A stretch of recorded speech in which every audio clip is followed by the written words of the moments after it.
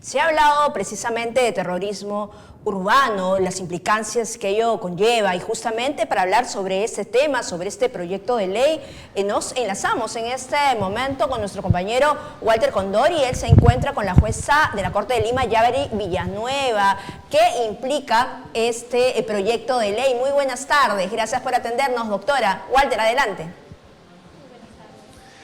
Buenas tardes, compañera. Sí, efectivamente, me encuentro con la doctora Yaberi Villanueva. Doctora Villanueva, bienvenida a Justicia TV. Vamos a iniciar con una pregunta, creo que es básica. ¿Es necesario una ley de terrorismo urbano en el país?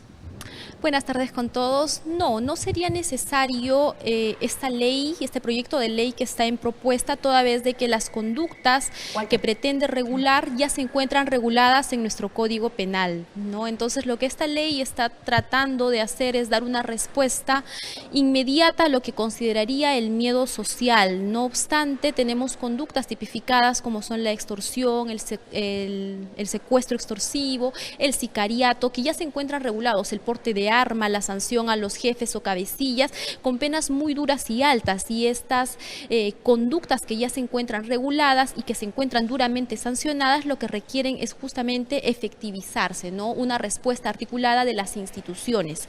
En ese sentido, si bien podemos verificar de que existen 16 o 17 proyectos de ley que están en curso, lo que se tendría que hacer es tratar de corroborar si lo que se está haciendo es recoger una conducta nueva, ¿no?, delictiva, que vulnera algún bien jurídico, y si esta vulneración que se vaya a identificar merece protección. En este caso, de los proyectos de ley que se tienen, pues no se ha verificado ello. Correcto. ¿Por qué ocurre esto? ¿Es más una respuesta política a la coyuntura, menos, digamos, técnica? ¿Qué es lo que está ocurriendo? Lo que se requiere en realidad es un estudio criminológico del por qué están sucediendo o por qué de algún tiempo ahora existen muchos más delitos contra el patrimonio, ¿no? Se ven extorsiones, delitos violentos en realidad, robos agravados, hurtos, se ve sicariato. Entonces, ¿a qué se debe? Lo que se requiere es este tipo de estudio para poder identificar las causas. Una vez que se identifican las causas, se puede dar una adecuada respuesta político-criminal, ¿no? Y legislar sobre el miedo de la sociedad no siempre es una respuesta adecuada. Correcto. Ahora, en todo caso, estamos hablando de un concurso global de todas las entidades que están involucradas en el destino de llevar adelante nuestro país. Claro, lo que nosotros necesitamos es una coordinación interinstitucional, un trabajo conjunto que vaya de la mano tanto la policía como la fiscalía y el Poder Judicial, pero para los estudios que necesitamos tenemos entidades como el Ministerio de Justicia, que tienen sus observatorios de criminalidad, y con estos estudios se pueda pues identificar adecuadamente estas causas y con ello poder dar respuestas más eficaces. Ahora, a efectos, por ejemplo, de poder desarticular a las organizaciones criminales, bandas criminales que vienen cometiendo este tipo de hechos, lo que se requiere es respuestas inmediatas, pero de tipo operativo, donde intervenga la policía para poder identificar a los miembros de este tipo de organizaciones, y una vez desarticulados se puede hacer el procedimiento para sus respectivas sanciones. ¿Se puede llamar en todo caso un tema, digamos, como preventivo? Efectivamente, lo que en este caso falta es una actividad que pueda prevenir este tipo de delitos violentos, tanto las extorsiones como los sicariatos, pero para eso se requiere un estudio, y el estudio que se tenga que hacer es un estudio sobre nuestra realidad social, a qué se debe, por qué, y sobre la base de ello implementar medidas eficaces para poder combatirlo. Ahora, ¿por qué se han incrementado estos delitos que están configurados en nuestro marco jurídico, dice usted? ¿Qué es lo que ha ocurrido?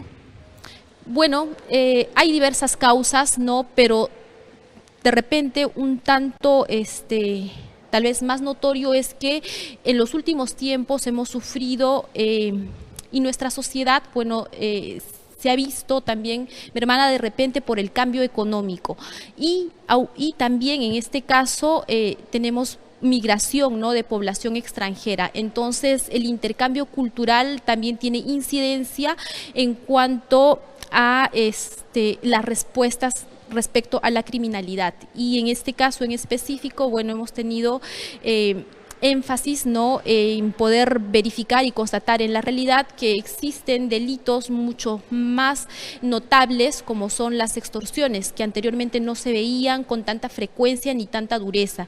Hecho que sí, por ejemplo, se veía en países como Colombia, México y otros, también los robos agravados con otras modalidades, pero tenemos que tomar en cuenta que estos delitos ya se encuentran y se han encontrado en nuestro Código Penal. Es más, este tipo de delitos se encuentran sancionados hasta con cadena perpetua. Pero ¿qué se requiere para poder efectivizar y dar una adecuada respuesta? Poder identificar plenamente a las personas que cometen estos hechos y también poder llevar un adecuado procedimiento, poder recabar las pruebas. ¿Y quiénes intervienen en todo este proceso? La policía. Entonces es la policía a la cual tenemos que nosotros reforzar, de repente con mayor presupuesto, para que ellos puedan continuar desempeñando el trabajo con mayor efectividad. Correcto. Giovanna, de pronto tienes inquietudes sobre este tema que es súper interesante. La doctora Villanueva la escucha. Además, la doctora ha señalado que de repente pues hay otras vías, ¿no? Sin embargo, hay una demanda no solamente ciudadana, hay una demanda de diferentes autoridades, ¿no es cierto? Incluso el presidente del Poder Judicial se pronunció precisamente por el tema y aludió en algún momento este proyecto sobre terrorismo urbano, ¿no? Lo que quería saber es, por ejemplo, qué otros delitos podrían estar tipificados o podría abarcar el terrorismo urbano, porque se habla de sicariato, extorsión, secuestro, ¿no es cierto? Las penas son altas, sin embargo, ¿cómo se podría visualizar, digamos, en conjunto esta sanción, ¿no? Y cómo se haría definitivamente, como usted señala, pues hay un largo camino a investigar, pero lo cierto es que frente a la ola criminal, ¿no es cierto?, ya se requiere sanciones mucho más drásticas y acciones también.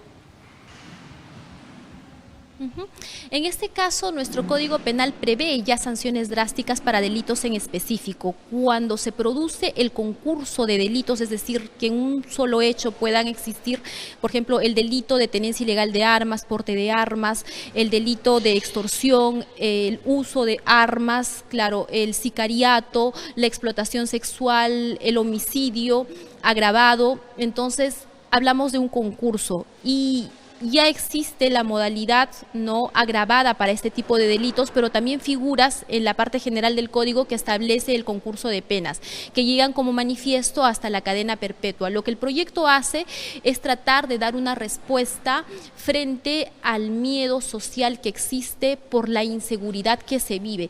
Sin embargo, tenemos que considerar que las respuestas a las sanciones de este tipo de conductas en específico ya se encuentran en el Código Penal.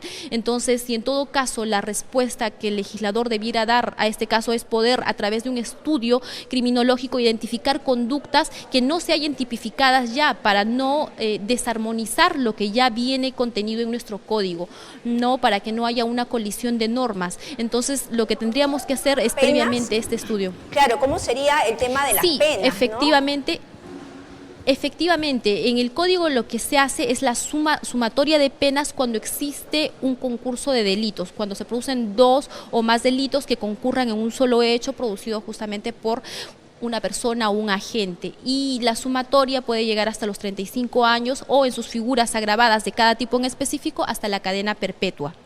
Pero conforme manifiesto, lo que hace el tipo penal que se encuentra propuesto como terrorismo urbano es dar una respuesta frente a la zozobra o temor que tiene la ciudadanía, pero las conductas que se vayan a tipificar, porque se van a sancionar a personas en concreto, tienen que ser conductas que se encuentren claramente definidas, ¿no? Para que de esa manera, si es que fuera a llegar a un procedimiento, el juzgador, el fiscal, puedan investigar sobre la base de ello y dar una respuesta judicial. Si es que en caso no fuera así, pues el proyecto sería inviable. Por ejemplo, para los extorsionadores, para los secuestradores, para las personas que portan armas de fuego sin acreditar, ¿no es cierto?, la licencia respectiva. Entonces, para esas personas, doctora, obviamente, pues, nuestro país, la capital, en los últimos meses, en las últimas semanas, los transportistas, pues, han sufrido una ola criminal impresionante, ¿no?, y muy lamentable. lamentable, 3